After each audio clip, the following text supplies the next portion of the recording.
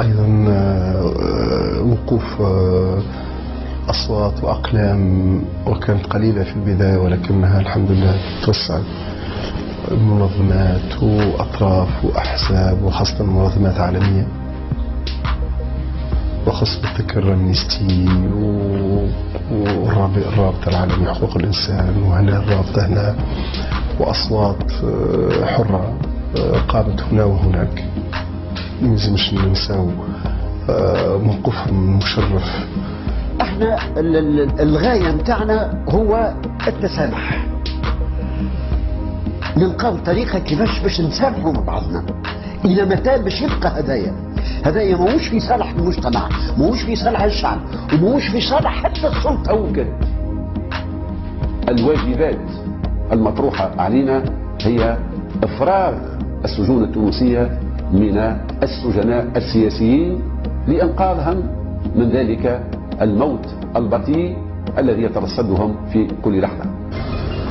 وفي هذه المناسبة لا يفوتني أن أتوجه بنداء إلى كل مكونات المجتمع المدني في بلادنا العزيزة لإنقاذ ما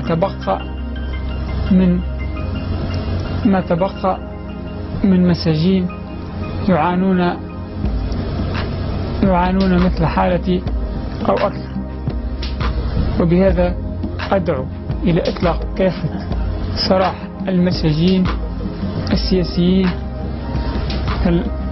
كافة إطلاق سراح المساجين السياسيين.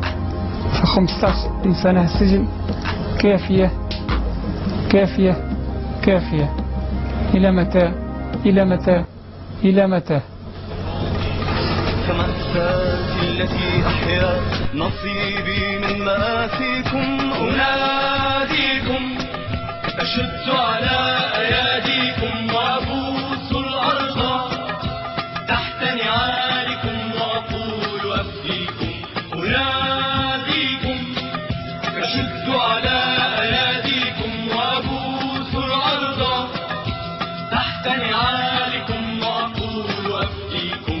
أنا ما هنت في وطني ولا صغرت أكتافي، أنا ما هنت في وطني ولا صغرت أكتافي.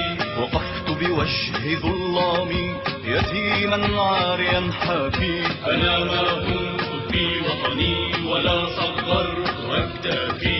وقفت بوجه ظلامي يتيما عاريا حافي.